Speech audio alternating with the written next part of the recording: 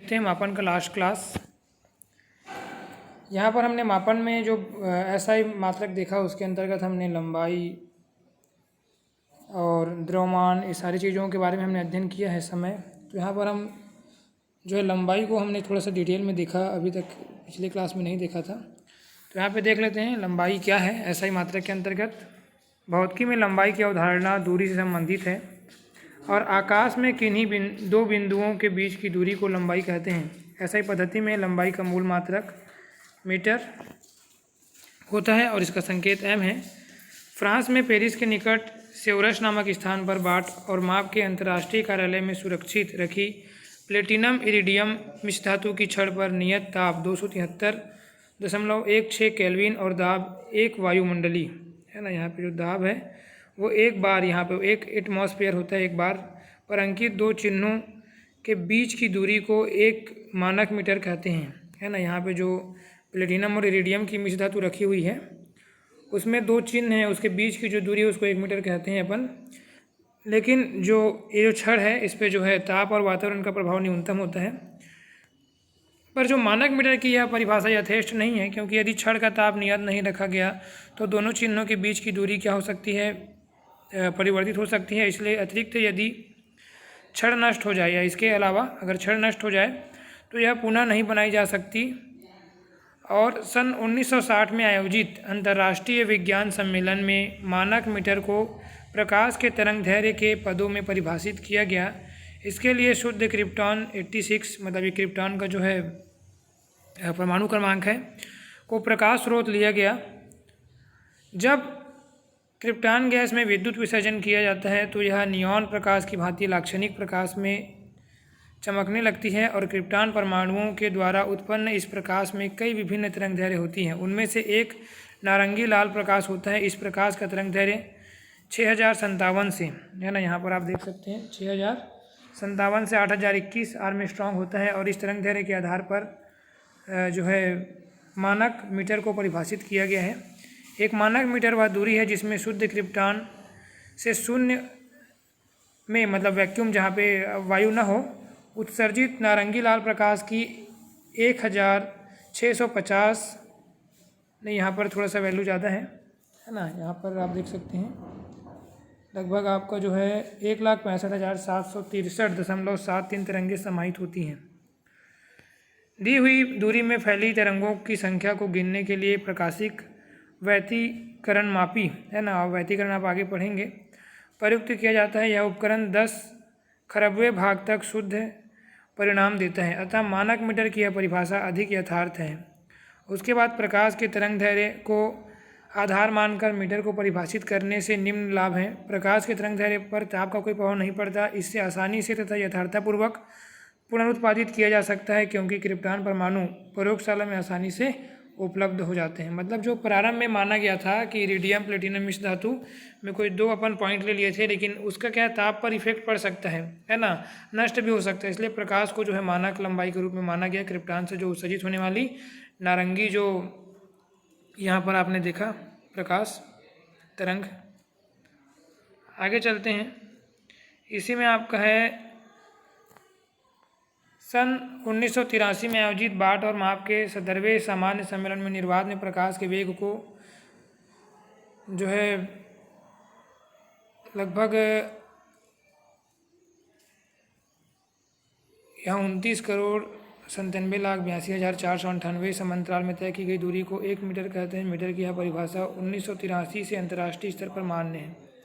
लंबाई के अन्य छोटे बड़े मात्रक हैं जो आपके लिए इम्पोर्टेंट हैं परमाणुीय और आणविक दूरियों के लिए। माइक्रोन का जो वैल्यू है आप लोग इसको याद रख लीजिए बस। 1 माइक्रोन बराबर 10⁻⁶ मीटर एक छोटी जो है मापने की इकाई है। उसके बाद आर्मस्ट्रॉन्ग को भी आप लोग याद रख लीजिए। 1 आर्मस्ट्रॉन्ग बराबर 10⁻⁻10 मीटर। ये छोटी छोटी इकाइयाँ हैं। फर्मी में 1 फर्मी बराबर 10 की घात, है ना, 1 फर्मी बराबर 10 की घात जो है यहाँ पर वैल्यू जो है ऋण 15 मीटर।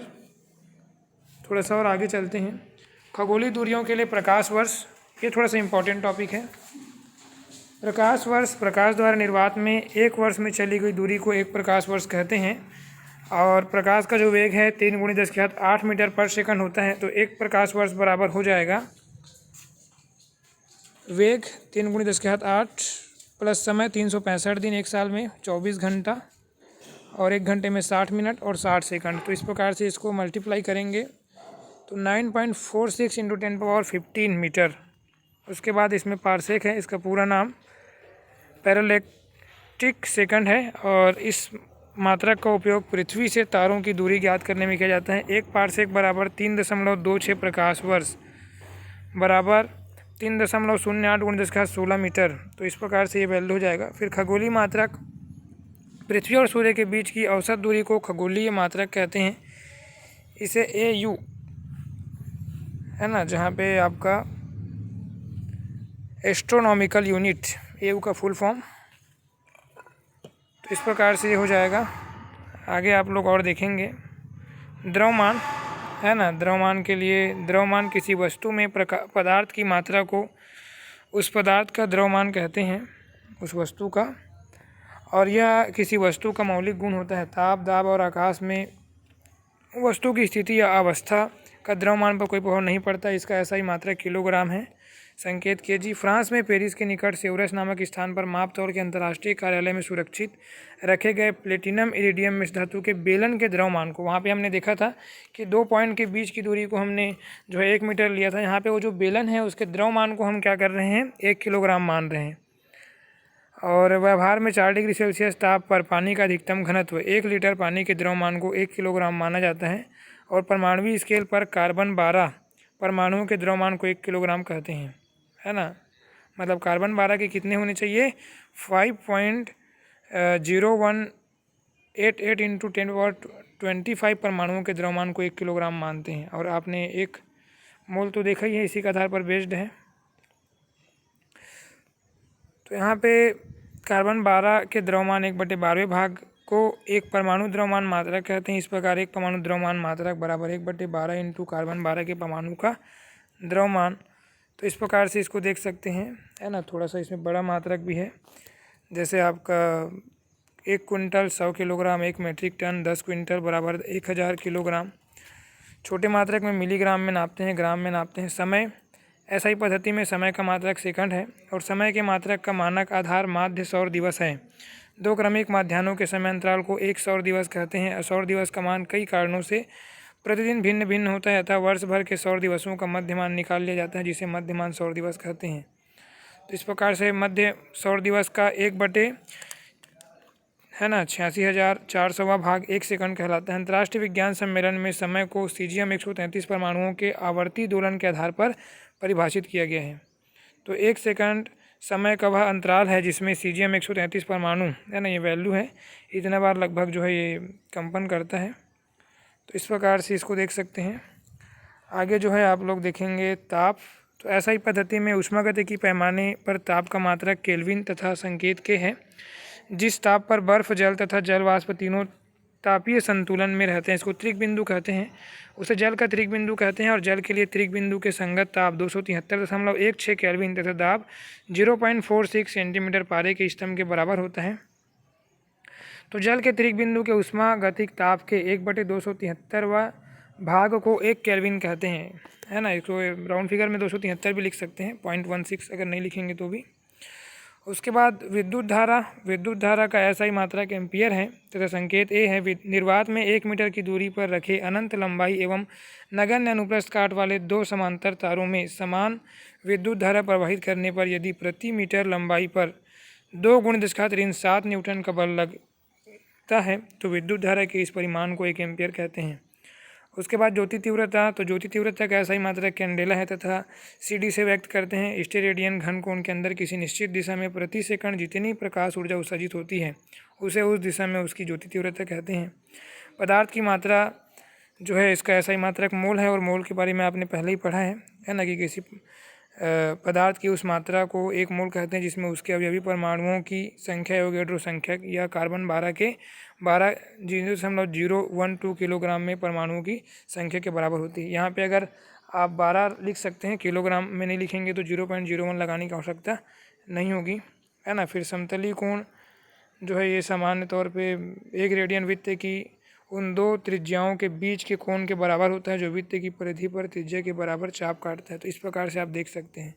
ये वाला जो है ना, और घन कोण भी आप देख सकते हैं। तो घन कोण का मात्रक स्टेरेडियन है, और घन कोण की परिभाषा के लिए जो थोड़ा सा स्टडी आप आगे कर सकते हैं। एक बहुत ही और जो टॉपिक जो छूटा है थोड़ा सा इम्पोर्टेंट भी मान सकते हैं इसको, या फिर सामान्य तौर पे जो है जानकारी के लिए तो खैर पता होना ही चाहिए। एक टॉपिक जो है ये है संदिग्ध अंक, है ना। दशमलव के एक स्थान तक ही यथार्थतापूर्वक मापा जा सकता है। यदि किसी वस्तु की लंबाई 1.6 सेंटीमीटर से अधिक एवं 1.7 सेंटीमीटर से कम है तो मीटर स्केल के द्वारा उस वस्तु की लंबाई यथार्थतापूर्वक ज्ञात नहीं की जा सकती। अतः मीटर स्केल द्वारा मापी गई लंबाई को सदैव दशमलव के एक स्थान तक व्यक्त करना चाहिए। यदि किसी वस्तु की लंबाई ठीक 3 सेंटीमीटर है तो मीटर स्केल द्वारा मापी गई उसकी लंबाई को 3.0 सेंटीमीटर लिखा जाना चाहिए। 3.00 सेंटीमीटर या 3 सेंटीमीटर नहीं। यद्यपि अंकगणितीय दृष्टि से 3 सेंटीमीटर, 3.0 सेंटीमीटर व 3.00 सेंटीमीटर में कोई अंतर नहीं है, किंतु मापन की यथार्थता तीनों में भिन्न भिन्न है ना। एक्यूरेट आपको वैल्यू चाहिए तो 3 सेंटीमीटर न लिखकर 3.0 सेंटीमीटर, इसका मतलब होता है 3 मीटर, है ना। तो वर्नियर कैलिपर्स का अल्पतमांक सामान्यतः 0.01 सेंटीमीटर होता है। फलस्वरूप वर्नियर कैलिपर्स की सहायता से किसी वस्तु की लंबाई को दशमलव के 2 स्थान तक ही यथार्थतापूर्वक मापा जा सकता है। अतः वर्नियर कैलिपर्स द्वारा मापी गई लंबाई को सदैव दशमलव के 2 स्थान तक ही व्यक्त किया जाना चाहिए। इसी प्रकार स्क्रू गेज द्वारा मापी गई लंबाई को दशमलव के 3 स्थान तक व्यक्त करना चाहिए। अब मान लो मीटर स्केल द्वारा मापने पर किसी वस्तु की लंबाई 1.8 सेंटीमीटर प्राप्त होती है, तब यह संभव है कि उस वस्तु की लंबाई 1.8 सेंटीमीटर से थोड़ा कम या थोड़ा अधिक हो। तब माप 1.8 सेंटीमीटर में 8 को संदिग्ध अंक या अनिश्चित अंक कहते हैं, है ना। जैसे 1.8 है तो 1.81 भी हो सकता है, 1.79 भी हो सकता है। तो इसको संदिग्ध अंक या अनिश्चित अंक कहते हैं क्योंकि इसके मान में निश्चितता का अभाव है। तो अतः जब किसी माप को किसी मापन यंत्र की यथार्थता की सीमा के अंतर्गत लिखा जाता है ना। ये वाला पॉइंट आप लोग नोट कर सकते हैं। जब किसी, है ना, इसको थोड़ा सा, जब किसी माप को किसी मापन यंत्र की यथार्थता की सीमा के अंतर्गत लिखा जाता है तो उस माप के अंतिम अंक को संदिग्ध अंक या अनिश्चित अंक कहते हैं। ये इसका मेन पॉइंट है जो हम लोग ये जो देख रहे हैं। तो यदि स्क्रू गेज द्वारा मापने पर किसी तार की त्रिज्या 0.126 सेंटीमीटर प्राप्त होती है तो इस माप में 6 संदिग्ध अंक या अनिश्चित अंक होगा। 0.12 है ना, 6 के जगह 7 भी हो सकता है या 5 भी हो सकता है। उसके बाद एक और जो है टॉपिक देख लेते हैं, सार्थक अंक। ये भी थोड़ा सा इम्पोर्टेंट है। किसी भौतिक राशि को यथार्थतापूर्वक मतलब एक्यूरेट व्यक्त करने के लिए उपयोग में लाए गए अंकों की संख्या को सार्थक अंक कहते हैं। ये मुख्य परिभाषा है यहाँ तक, इसको आप लोग नोट करेंगे, है ना। कि किसी भौतिक राशि को यथार्थतापूर्वक मतलब होता है एक्यूरेट व्यक्त करने के लिए उपयोग में लाए गए अंकों की संख्या को सार्थक अंक कहते हैं। सामान्यतः माप से प्राप्त सार्थक अंक में अंतिम एक अंक अनिश्चित या शेष अंक निश्चित होते हैं। जैसे यदि किसी वस्तु की लंबाई 3.8 सेंटीमीटर है तो इसमें 2 सार्थक अंक, 3 निश्चित और 8 अनिश्चित हैं। इसी तरह यदि किसी वस्तु का द्रव्यमान 318.2 ग्राम है तो इसमें 4 सार्थक अंक है जिसमें 3, 1 और 8 निश्चित और जो 0.2 है वो अनिश्चित है। किसी माप में सार्थक अंकों की संख्या जितनी अधिक होगी वह माप उतना ही अधिक यथार्थ होगा। और सार्थक अंक लिखने के लिए जो है कुछ बातों पर ध्यान देना आवश्यक है। पहला ये कि किसी संख्या में दशमलव का स्थान परिवर्तित कर देने पर भी सार्थक अंक की संख्या वही रहती है। जैसे 1.234 और 123.4 दोनों में सार्थक अंकों की संख्या कितनी है? 4 है। इसमें भी 4 है और इसमें भी 4 है। मतलब अगर दशमलव का स्थान बदल भी जाता है तो भी उसके सार्थक अंक में कोई परिवर्तन नहीं होता। सेकंड, 2 अशून्य संख्याओं, है ना, के बीच के समस्त शून्य सार्थक अंक होते हैं। जैसे कि यहाँ पर देख सकते हैं आप 3100.05 में सार्थक अंकों की संख्या कितनी है ना, 2 अशून्य संख्या। यहाँ पर आप देख सकते हैं ये 5 भी अशून्य संख्या है और 3 इन दोनों के बीच में है 0, तो उसको सार्थक अंक मानेंगे तो 4 2 6 अंक है। यहाँ पर टोटल कितने अंक हैं? 6 अंक, है ना।